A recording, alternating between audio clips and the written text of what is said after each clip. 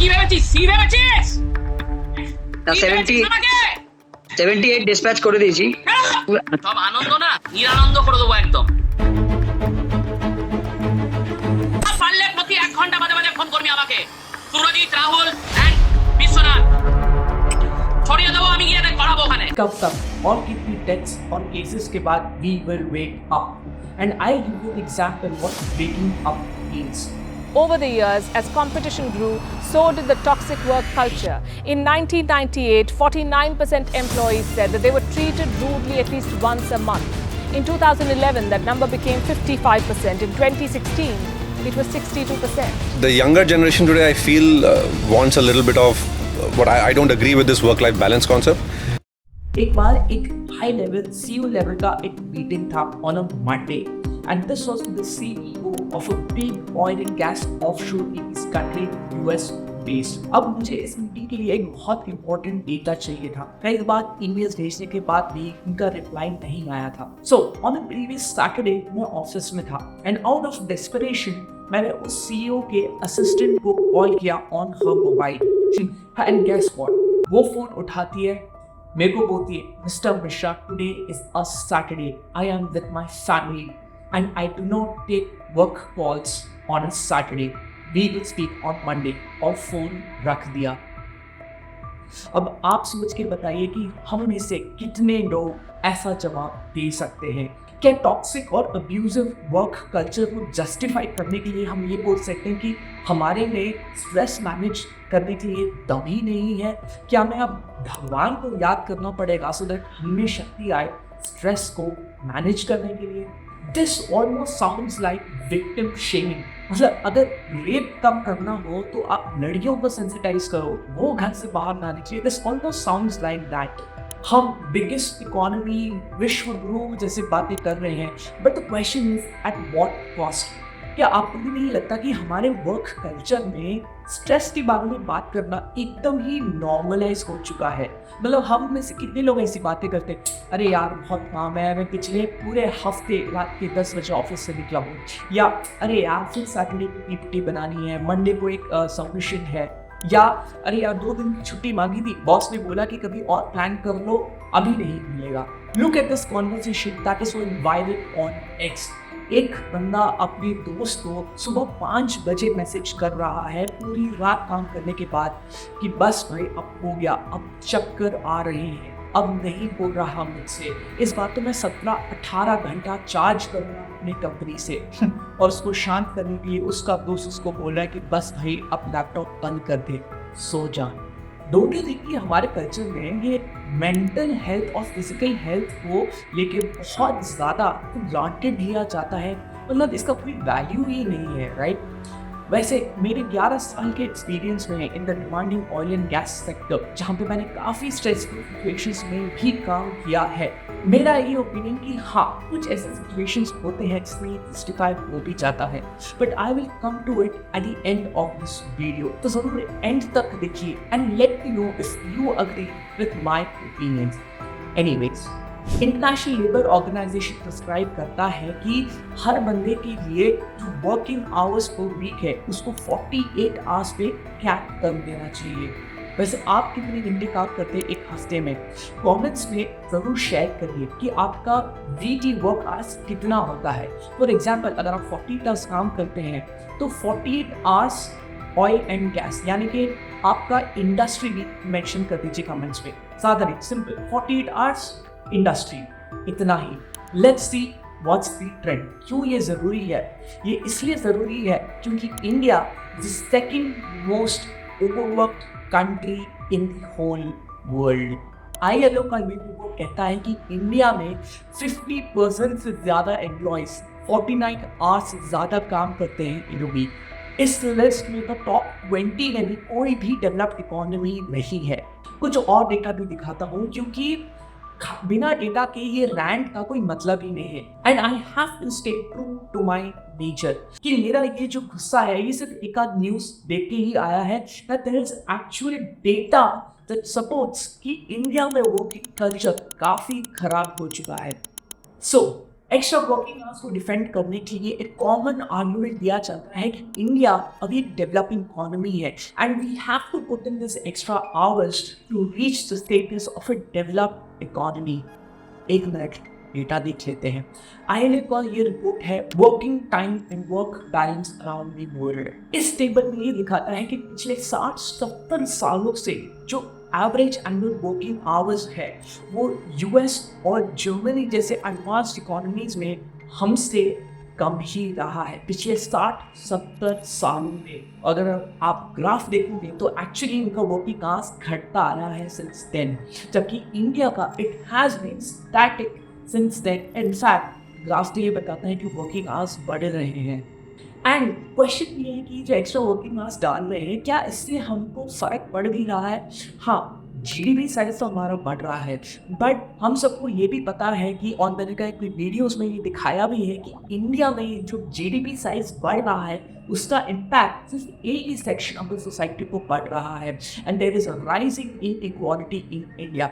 And so the question कि ये extra hours put in करने के बाद एक एवरेज इंडियन का इनकम, जिसको हम इनकम पर कैपिटा बोलते हैं, क्या वो बड़ा है और कितना बड़ा है to justify those extra working hours? My request is that our youngsters must say, this is my country. I want to work 70 hours a week. सो न्यायमूर्ति ने ये फेमसली कहा कि इंडियंस को 70 आवर्स को वीक का मेहनत करना चाहिए to compensate for our low productivity. हाँ, ये बात तो सही है कि India does have one of the lowest labour productivity in the whole world, but question दो है। पहला कि क्या इस लो प्रोडक्टिविटी का रीजन ये हो सकता है कि most of the people are actually overworked, और दूसरा क्या एक्स्ट्रा आवर्स डालने के बाद प्रोडक्टिविटी एक्चुअली बढ़ता है? आओ वर्ल्ड एक डेटा का ये चार्ट देखिए जो प्लॉट करता है कि average annual working hours versus productivity. हाँ, थोड़ा सा कॉम्प्लिकेटेड ग्राफ दिखता है but I guide you through it. Basically x axis में प्रोडक्टिविटी प्लॉटेड है, यानी कि जितना टुवर्ड्स द राइट उतना high productivity of that country, और वाई एक्सिस में एनुअल वर्किंग आवर्स, यानी कि जितना ऊपर उतना ज़्यादा annual working hours. And bottom right में देखिए कंट्रीज है जैसे UK, जर्मनी, US, फ्रांस, यानी कि these countries have the highest productivity but one of the lowest working hours। और वैसे ही टॉप लेफ्ट में देखिए, यानी कि वर्किंग आवर्स ज़्यादा है बट प्रोडक्टिविटी कम है, और यहाँ पे आती है ज़्यादा एशियन कंट्रीज। सो क्या कोरिलेशन है हायर वर्किंग आवर्स और प्रोडक्टिविटी का, और अगर है तो क्या है ये कोरिलेशन? और ये जो एक्स्ट्रा वर्किंग आवर्स है, is it coming at some cost? McKinsey का ये रिपोर्ट देखिए जो ये कहता है कि almost everyone in 3 Asian faces either depression और anxiety in the workplace. और इंडिया में ये जो डिप्रेशन और एंजाइटी है इसका टॉप रीजन है टॉक्सिक वर्क प्लेस। अब ये स्ट्रेस, बर्नआउट का मेंटली और फिजिकली क्या असर पड़ता है, I don't think I need to explain, इतना तो आजकल हर कोई अवेयर है। सो क्वेश्चन ये है कि क्या आपने भी कभी ऐसा टॉक्सिक वर्क कल्चर एक्सपीरियंस किया है?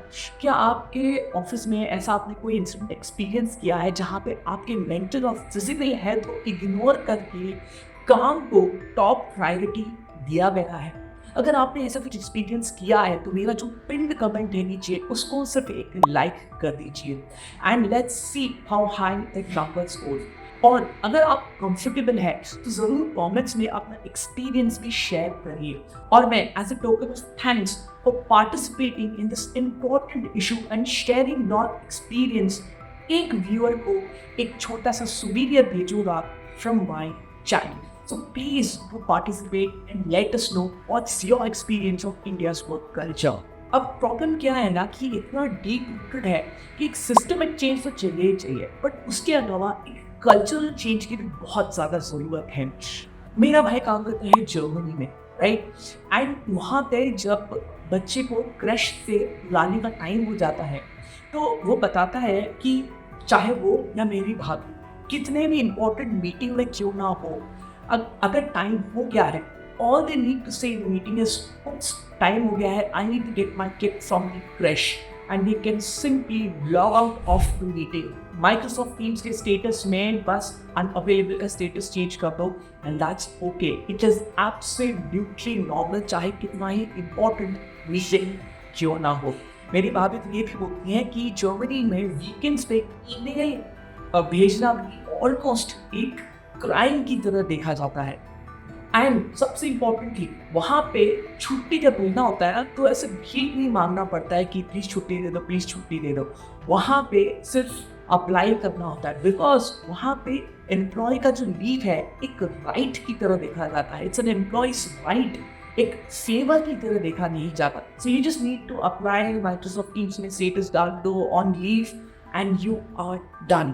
तो एक और क्वेश्चन, क्या आपको भी लगता है कि हमारे इंडियन वर्क कल्चर में जो extra effort, extra working hours, giving priority to work over personal life को ओवर ग्लोरीफाई किया जाता है? क्या आपके ऑफिस में भी जो ऐसा बंदा करता है उसके लिए बॉस बोलते हैं कि यार बड़ा मेहनती है, बाकी लोग तो काम नहीं करते? क्या आपके साथ भी ऐसा एक्सपीरियंस हुआ है? बट एक रियलिटी चेक जो मैंने अपने कॉर्पोरेट एक्सपीरियंस से देखा है कि कई बार हमारा जो वर्क का टाइमलाइन होता है, जो शेड्यूल होता है, वो डिमांड करता है कि हाँ कि आज आपको लेट तक काम करना पड़ेगा. हाँ, हो सकता है कि जो आने वाला संडे है उसमें आपको काम करना पड़ेगा. जब मैं सीनियर मैनेजमेंट के साथ काम करता था, कई ऐसे सिचुएशंस आते थे कि you just have to put in those extra hours and वो डिमांड करता है वो टाइम. बट आपको अपने से पूछना पड़ेगा कि क्या हर संडे यही हालत है? क्या हर दिन मुझे रात के 10 बजे निकलना पड़ता है? अगर नहीं, then it's okay. Then it is probably what your job demands 2-3 दिन in a whole month. And we should be okay with it. And दूसरा कि हमारे इंडियन कल्चर में it is almost impossible to say no to your boss. आप सोचिए कि जो मैंने पहले एग्जाम्पल दिया था, कितने लोग ऐसा बोल सकते थे एक फॉरेन कस्टमर को या एक फॉरेन एम्प्लॉय को, राइट?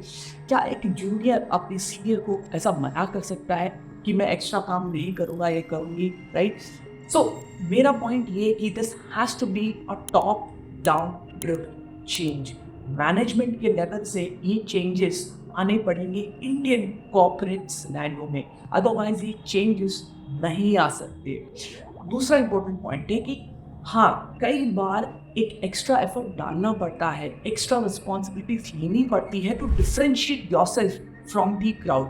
अदरवाइज आपको कैसा एक्स्ट्रा विजिबिलिटी मिलेगा, कैसे आपको अप्रिसिएशन मिलेगा और कैसा आपको करियर ग्रोथ मिलेगा if you are just one amongst the many. But difference यहाँ पे यही है कि जो एक्स्ट्रा एफर्ट डालना becomes your choice and that is not something that is forced on to you. क्या आप ये डिफरेंशिएट कर पा रहे हैं? अगर नहीं, then it's a big problem. और आखिरी पॉइंट, क्या हमारे कंट्री में HR पॉलिसीज और सिस्टम्स इतने स्ट्रॉन्ग हैं कि अगर कोई कंप्लेंट करता भी है अगेंस्ट टॉक्सिक वर्कप्लेस कल्चर, तो हमारे जो HR टीम है वो अपने ही कंपनी के सीनियर लीडरशिप के अगेंस्ट या सीनियर बॉसेस के अगेंस्ट कुछ एक्शन लिए? मुझे नहीं लगता है. अगर आपके इस कंपनी में ऐसा कुछ है या आप भी मेरे से अग्री करते हैं, then let me know in the comments कि क्या आपकी कंपनी के HR पॉलिसीज इतने स्ट्रिक्ट हैं कि आप कंटेन कर सकते हो. और अगर ये सब चेंज हमारा इनहेरेंटली नहीं आ रहा है, राइट, इंडियन वर्क कल्चर में ये चेंजेस नहीं आए हैं, don't you think the government also has a role to play here? क्या हमारे जो लेबर लॉज हैं, क्या हमारे जो occupational safety and hazard laws हैं, क्या हमारे जो कंपनी एक्ट्स हैं, इस तरह से प्रोविजंस हैं जो exploitation of employees, of white collar employees को रोक सके? क्या does a laws have so much of teeth? India पे वर्किंग कम करना तो छोड़ो, बढ़ाने की बात हुई है, 12 घंटे करने की बात हो रही है कर्नाटका में. क्या ये बोलूं? Anyways, what's your opinion? Let me know in the comments. See you letter.